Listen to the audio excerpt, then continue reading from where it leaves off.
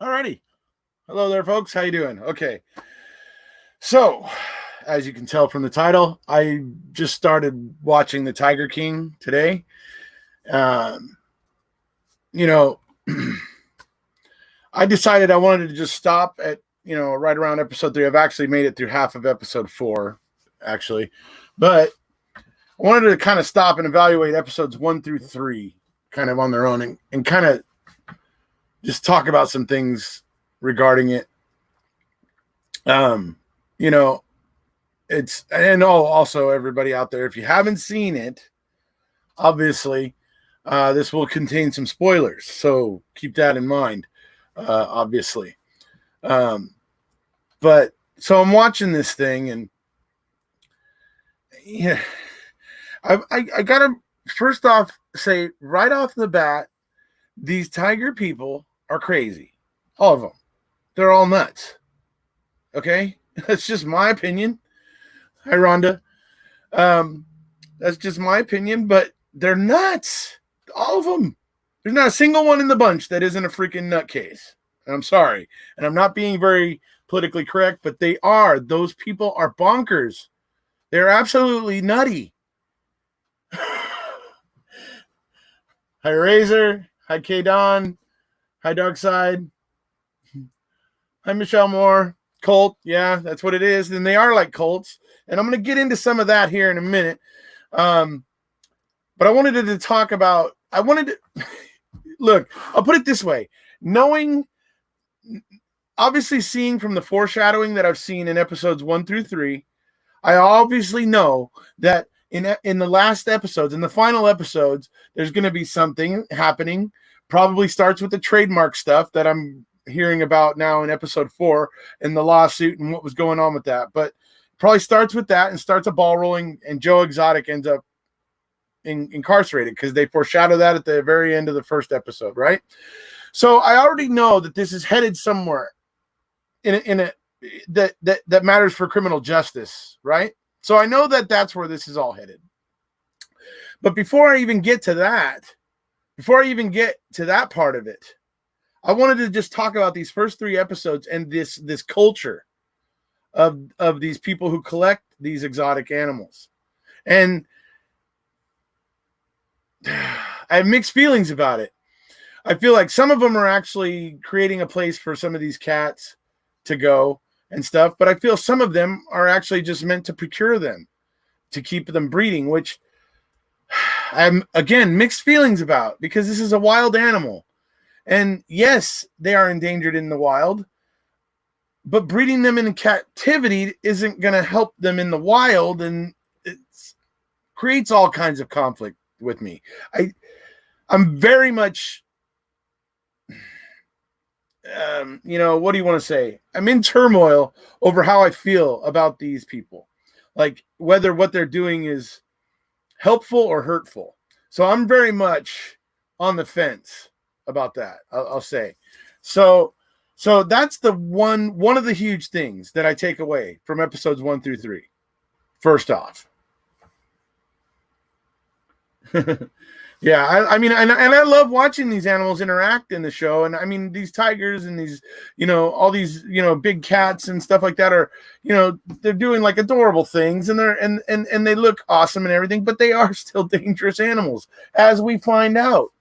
And I think it's in episode 2 when we find out when one of Joe's trainers, or one of Joe's, handlers at his for his cats, had reached into a cage and had gotten their arm ripped off, essentially, had to have it amputated. It's serious business, and these are actually dangerous animals. So, but I mean, I'm conflicted. I know that tigers are highly endangered in the wild, and the fact that they're having so much success breeding them is, to me, promising. You know what I mean? But it's in captivity. It's, I don't know. It just, I'm very conflicted about it. So, but that's how I feel about the overall situation going in, before we get into the personalities and before we get into any potential legalities coming down the line. Hi, T1. Hi, Shaz. Let me just say hi to everybody real quick.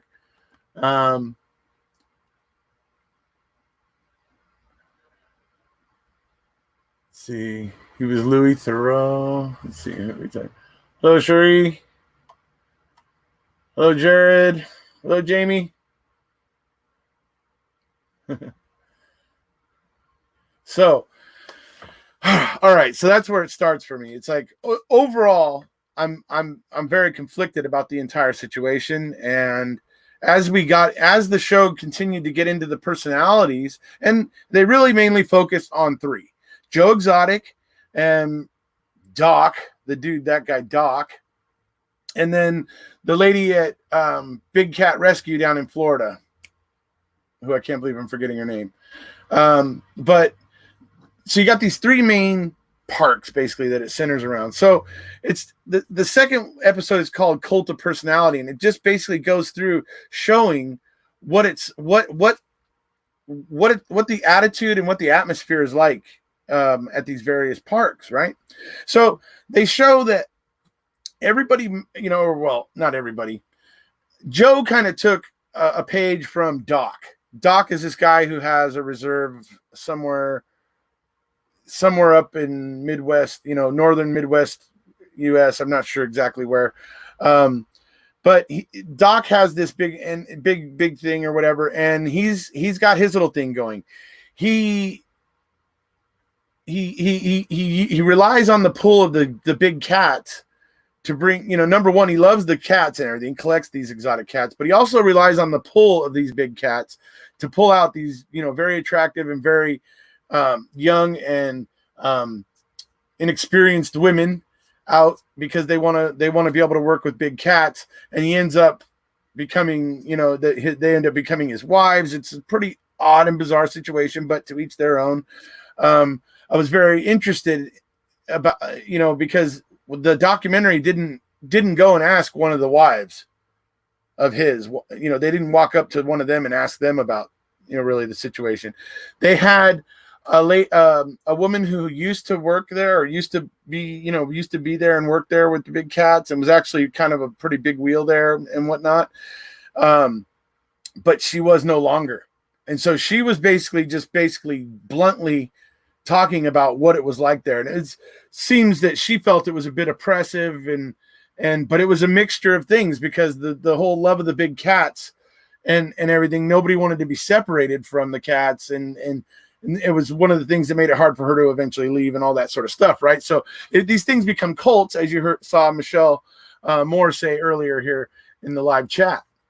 And so you see that's what Doc had going on. And Joe, when he was getting his show going, his little park going and stuff, he actually kind of took a lot from Doc.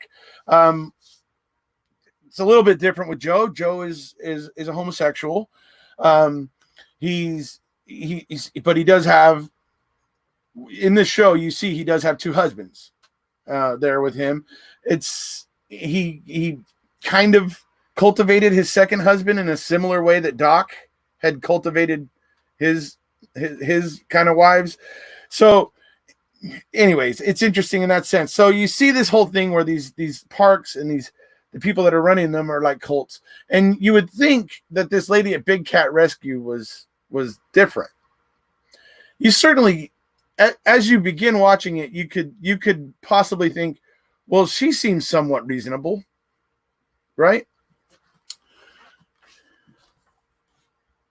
I love the animals, but not the nuts. Oh, I'm actually into it, and that's why I had to go ahead and break it down, because there's a lot of things about this that I feel need to be said. So, all right. So then we talk about the lady over at Big Cat Rescue, okay, and how her volunteers come in, whereas Doc and Joe actually do pay a wage to the people that work at their parks. The people that work for Big Cat Rescue are all volunteers. They come and volunteer their time to work there for that lady at Big Cat Rescue. So she's charging admission for people to come in and see the cats. All the things that she condemns Doc and Joe for doing, she does them herself and raises money, right? And so I eventually got to the point like, well, okay, well, you're no better than they are. And that's when at that point I went, okay, these guys are all nuts. They're all nuts. you know? So that's where I ended up. I haven't gotten to the final episodes yet, Rhonda, but I assure you I will evaluate the criminal justice issues when I get to them. I will evaluate them and give you my thoughts on them. But from right now, I know that Joe does end up in prison or in jail at some point, but I haven't gotten that far. So, yeah, 50 a person. That's not cheap. Yeah, right. Let's see. All these big cat rescue sanctuaries, people are bad as each other. Well, that's just it. And that's the way I feel about it after watching this, is that even watching, I'm forgetting her name, the lady over at Big Cat Rescue, watching her and seeing how manipulative she is, and just seeing it in the way that she talks and seeing all those things and realizing that she's no better. And it was just like, yeah, they're all the same. I mean, Joe even points out that over at Big Cat Rescue, they started out the same way. They went to these auctions back in the early 90s and started buying up a lot of bobcats and minxes that were because they were going to be euthanized, right? Because fur factories had decided they weren't going to use them or something, right? And so there was they originally Big Cat Rescue started out, they were picking up about 21 to 22 bobcats a year by buying up all these bobcats that were going to be euthanized. And pretty soon, and because they did that, see, and here's the thing, and she this is why it made her so incredible, is because she even points out how because they went around and were buying up those bobcats and stuff like that, that they were no longer getting euthanized, that now it had created a demand for them. And now instead of sending these bobcats out to be euthanized, they were starting to be auctioned off to the highest bidder. You see? And that's what she created. They created that at Big Cat Rescue, but they're not really wanting to talk about that. You see what I mean? And so that was for me when I went, okay, yeah, they're all nuts. They're all bonkers. And so I was like, okay, so this is going to get interesting, right? I'm like, okay, so all these nutty people are going to continue to fight with each other, and they're going to continue to try to bash each other and everything. And something serious is going to end up happening. And obviously that's the point I haven't gotten to yet. Except, well, that's not true. I've watched half of episode 4, and I know that there's an act of arson. Although I can also tell you there's a question of whether or not it came from the outside. So, yeah. But anyways, it looks like things are beginning to ramp up by the middle of episode 4 where I'm at. The guy that was recording the reality show has basically just had to walk away, because of, well, all of his footage was lost. And so what happened to this footage becomes a big deal. And that's what's probably going to start becoming a big deal in these next few episodes, as Joe Exotic continues to get a little crazier, a little more paranoid. And I got to say, it's hard for me to believe that Joe Exotic is not headed to a bad place, because he's showing every damn indicator that he's headed to a very bad place. So, but we'll have to evaluate it on its merits when I can look at the facts as presented by this documentary. So I don't exactly know why Joe gets arrested yet. And not knowing why he gets arrested yet, I can't speak to the criminal justice issues just yet. Drugs are bad. Okay. That's funny. For those of you that love South Park,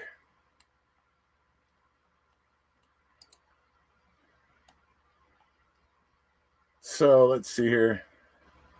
Think about this. One married couple can afford to purchase one tiger and feed him for a week with their stimulus money. That was the other trippy part about it, folks, is them talking about the amount of meat that they have to come up with, on a daily basis, weekly basis, monthly basis, and what an astronomically high a number it is. I think Joe gives a quote at one point that if he was to feed them all cows, he would need about 30 cows a day. 30 cows a day. You know what I mean? I can never financially recover from this. Joe Exotic, right? Carol Baskin. Yeah, that's it. Carol Baskin. That's her name. Let's see. You're talking about this show. I'm doing well. I'm doing well, Jen. Thanks for asking. Let's see. See, butter is my soul animal. That's funny. That's funny, Audra. Oh, my man. Oh, that's funny. That's hilarious. All right. So, see, Sean, she sure does.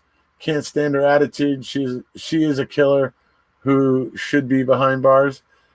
Let's see. It's a lot of steak. Indeed. It is very much a lot of steak. A lot of beef. Definitely going to have a lot of lions and tigers and big cats there every day saying, "Where's the beef?" Right? So, definitely. Let's see here. No millionaire in history has walked away from his fortune. Let that sink in. Millionaire in history.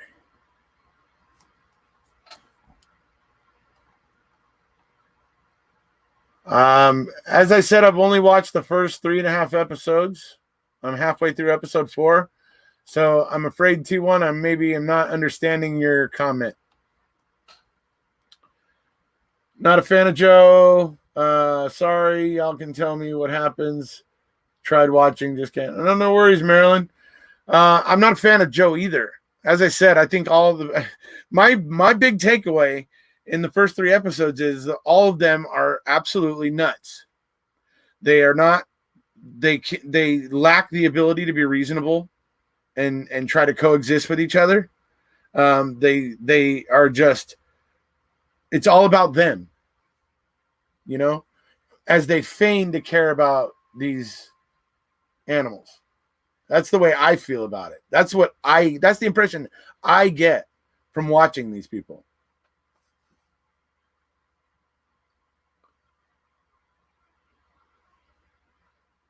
And the things that she said and didn't say in camera.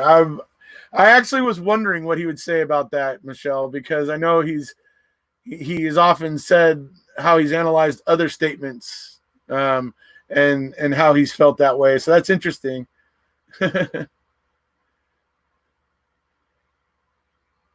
Over on Joe's, yeah, I think there may have been some drugs and meth and things going around over on Joe's property. I wouldn't say it wasn't going on the others, but obviously, Joe's camp has the people that have a lot of the missing teeth that are characteristic of meth and that sort of stuff. The way that the inside of the trailers are kept looks like a drug den. It just does. So that was a bit disturbing. Oh, we'll do, Michelle. We'll do. Watch the Life Exotic show, watch the Life Exotic after you finish this one. What's the Life Exotic? Is that one of Joe's internet shows or something, or they're deaf tweaked out? Let's see. Sean Maroney is a good bartering system to pay people to follow along. Listen to the podcast on this after too. Okay, I'll have to do that.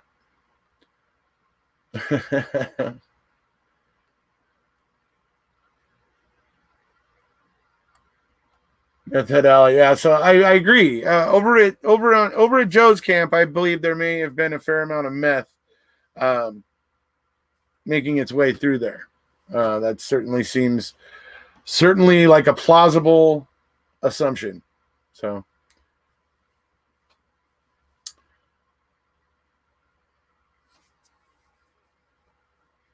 Y'all think that was him lip syncing? Oh God, his music videos. I'll tell you what.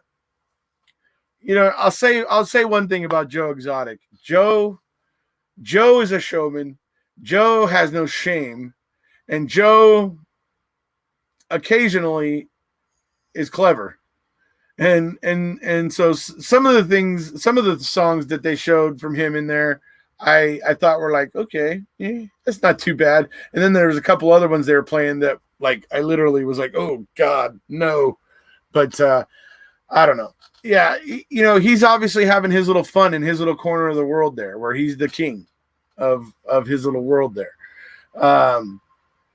And he's obviously constantly going at Carol, and it's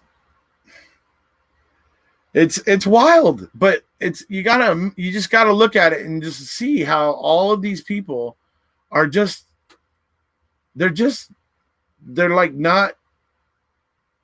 they're not thinking rationally. Which is understandable, I guess, because they're so caught up in their love for these big cats and or at least the attention that comes from it, possibly. But they're so caught up in that they can't think rationally about it. And that's why it's why we're seeing it unfold, and it's continuing to escalate because there's nobody reasonable. It's all conflict.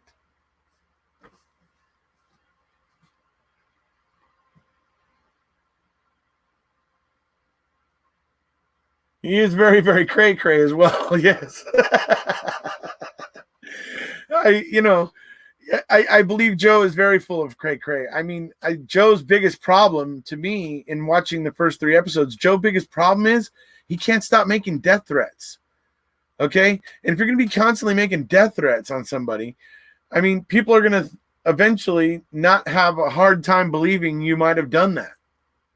I mean, so, and I imagine that this is where this is all going, because I don't know, like I said, I'm still halfway through episode 4. So I don't know the end of it yet. Don't know what happens to Joe exactly. I know he ends up in jail.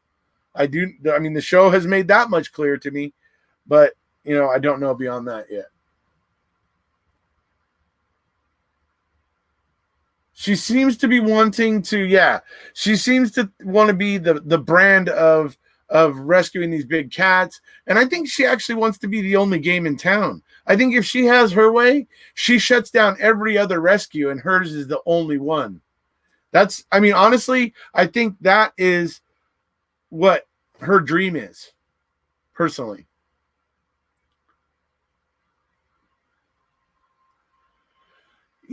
Well, yeah. I mean, I'll put it this way, Michelle. He's certainly been flamboyant. He's certainly been flamboyant since even way back when. He was very flamboyant when he was working in Magic, into the Tiger shows, on their little traveling show and all those things. Certainly flamboyant, certainly always looking for flair. Definitely. He kept making death threats because she was constantly trying to shut him down and cost him money. Yes, she wants it all. Let's see.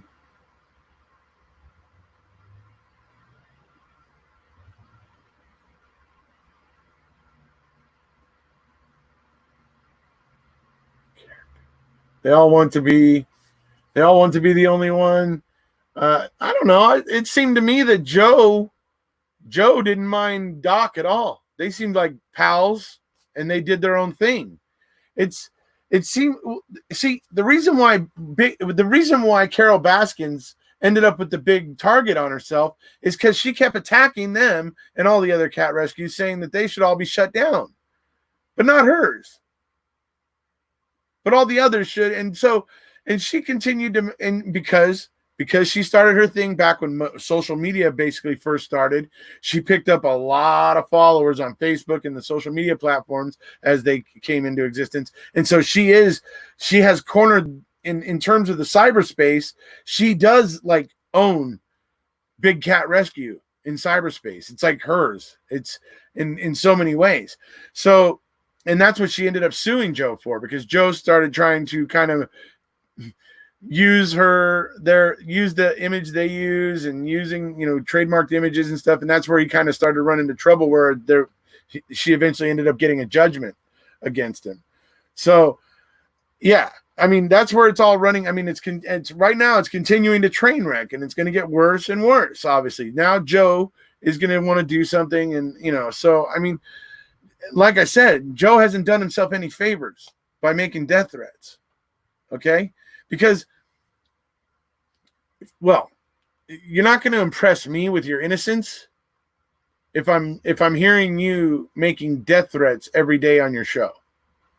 It's if you end up getting accused of killing somebody but have been making death threats every day for 15 years, yeah, it's going to be a hard one for people to watch or to see it. But so, like I said, I don't know what he gets arrested for yet.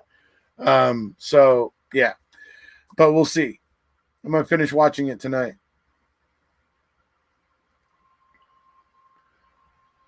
See, I struggled at first. Parts sickened me, but that Carol got me into wanting to know what she ended up doing. Yeah, so let's get to the other thing about Carol. The other thing about Carol, and I don't know where this is yet because I'm listening to the investigator in this case, and they were looking at Carol. They didn't just ignore Carol. He feels that it's damn odd that her ex-husband, what's his name? Was it Ben? I don't know. Her ex-husband, who just mysteriously went missing. Okay. He's just mysteriously just gone. And it's her. Oh, it's very bizarre. It's a very bizarre thing because he was telling his friends that he was going to tell her he wanted a divorce. And as soon as he was telling his friend that one of his friends says, yeah, the last time I saw him, he told me he was going to be asking her for a divorce. And that was the last time I saw him. So and there's no trace of this guy. There's no evidence. There's no trace of him. They never found his body.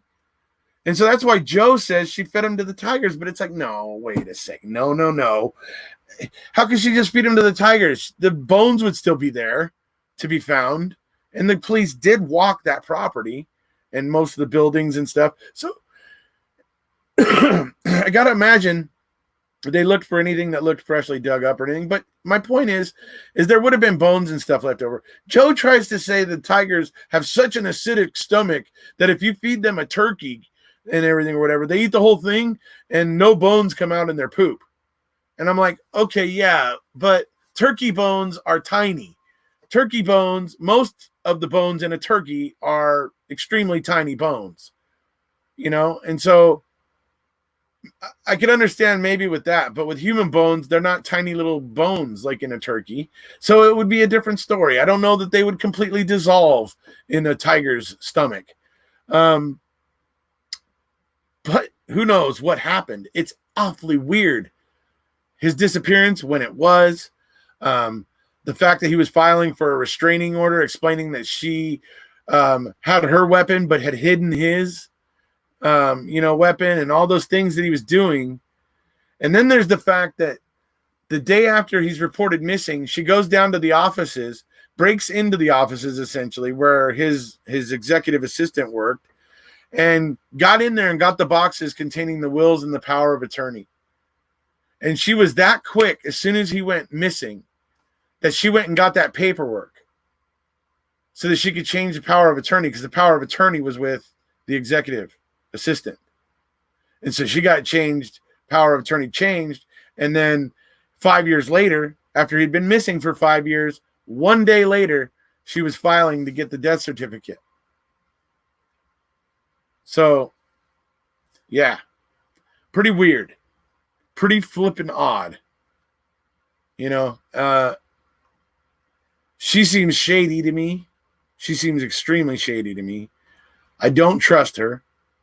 When I listen to her talk, she tries to be all, happy dappy lovey dovey, and all this and compassion, and she's just, but it's all fake. It's so forced. You can tell when you watch her talk. It's all forced. She wants to give off an impression, an image, but she tries so hard. It's obvious that it's fake.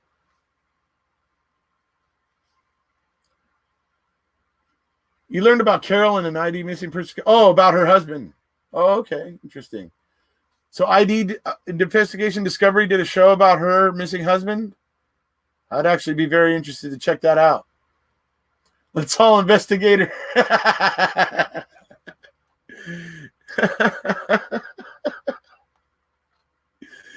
That's funny.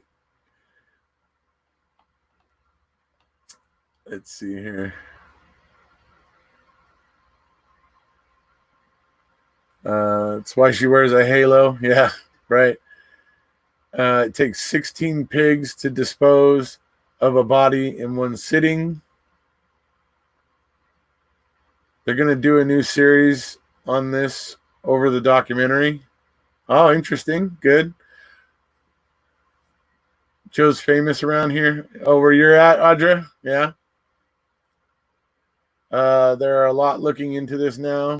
There will be. There certainly will be. I want to find all the wrongdoing here because I certainly do not believe that Carol's hands are clean. I don't. I believe she has some blood on her hands, I think. I'm speculating, and I'm gonna put it in that framework. I'm speculating that she has blood on her hands because she does not seem honest. She seems like she's faking the image that she wants to, that she wants people to see. It just seems pretty obvious to me. So.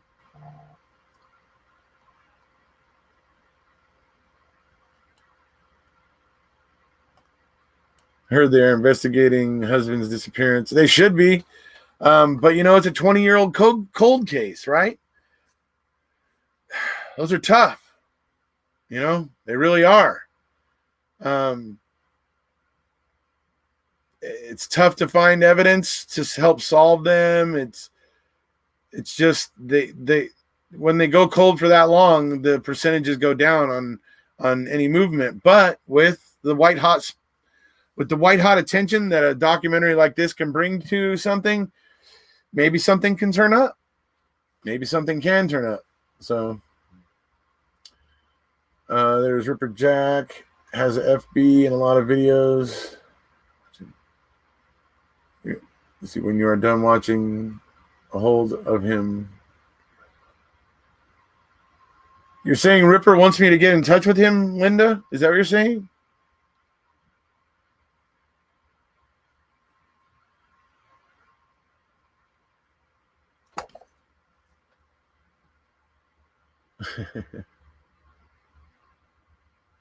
They still do solve cold cases, absolutely. And as I said, with the white hot spotlight that a documentary like this can bring, something may come up. Something maybe can turn up. Absolutely. Not saying it can't. Millbilly points out one of the problems with her ex-husband is that this is a big problem that is faced in this case. But he has been declared dead, so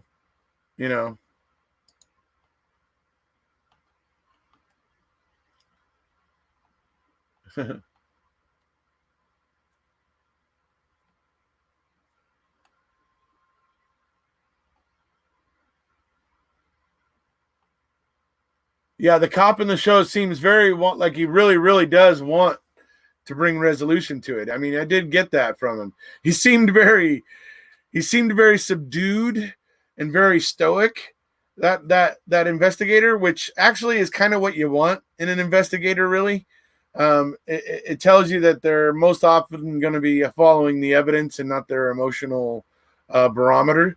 But he did seem to have the interest in bringing a resolution to what happened to her ex-husband. So, yeah, I did feel that as well. He made a habit of flying to Cuba. No. It was Costa Rica. Costa Rica. He had property there. And he wanted to move his, big cats and everything there. She didn't want to do that.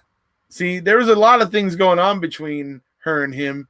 And yeah, so, but yeah, you can buy property in Costa Rica fairly cheap. I mean, it's it's probably getting more and more nowadays but back in the 90s or so, you could buy property there pretty cheap.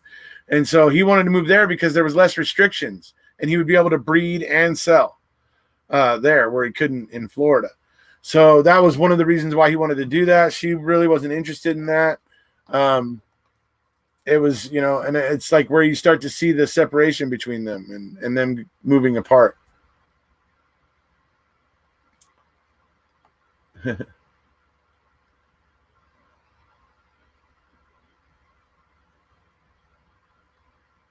Her ex-husband was cheating on her with someone in Costa Rica too. He had another girlfriend in Costa Rica, absolutely. Which should have been no shock to her, Carol, because that's exactly how Carol started out with him. She was the girlfriend. Well, actually, not only that, but she was married herself, and all that. Yeah,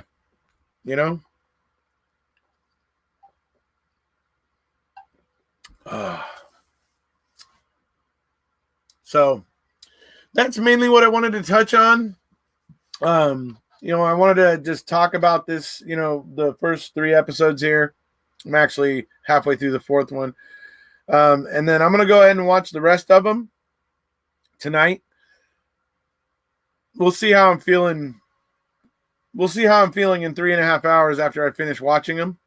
And if I'm feeling all right, I'll do another 30-minute live to do a recap on it. I imagine many of the people in the U.S. will be asleep by then, but I might be able to pick up some of the European crowd who might just be waking up. So we'll see. Otherwise, I'll do it tomorrow when I get home from work. So.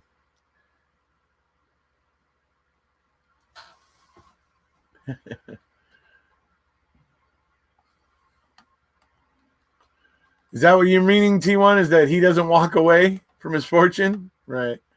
Well, yeah, well, everybody believes he's dead. I mean, they have a death certificate for him now. I don't think anybody thinks he ran away and whatever. I think, I don't know. Anyway. All right, we'll see you, Michelle. We're wrapping up here as well. Like I said, I just wanted to talk about what I think about this society of people there that are into these big cats. And I just wanted to kind of cover that in a base here in this video so that my feelings about, what's going on in this community there, I wanted to make that really clear so that it may inform my analysis as I now go and watch the last half of it. But I clearly have conflicted feelings about what these people are doing with these cats. I'm amazed at the way that they're able to get them to breed. It'd be lovely if we could get them to breed that way in the wild. So I've shared all this with you guys, and this is going to probably, these are going to be things that I'll be considering and weighing in later when I give further, analysis after I get done watching it tonight. So, all right, folks, I'm going to go ahead and get to it. Everybody out there, stay safe. Remember what I said, the mask wearing cultures are flattening the curve. And I've been actually being very pleased that lately, everywhere I go, I'm starting to see people wearing masks now. Anywhere when I go into a public place, I'm starting to see more people wearing masks than people not wearing masks. And that's good. I like that. And I saw today at the donut shop where right by my work, the people working there had gone down to the 99-cent store, and you can get these pretty decent, full covering masks at the 99-cent store. So I don't know. Like I said before, even a bandana where the bottom tail is tucked into your collar of your shirt, basically right here. Even just that is a little bit of protection, folks. Just want to slow the spread of it, folks. You want to keep it manageable. So don't forget about those things. But obviously, as many of us have more time to do so, not so much me, but some people do, to sit around and have time to evaluate more and check out more and get people who previously haven't watched, like Making a Murder or maybe even The Staircase or some of the various other documentaries, and start maybe trying to get some of those people that are sitting around with some time on their hands to take a look at those. So let's use this this period of time for reflection as well. I mean, lies, tigers, and airs. Oh my.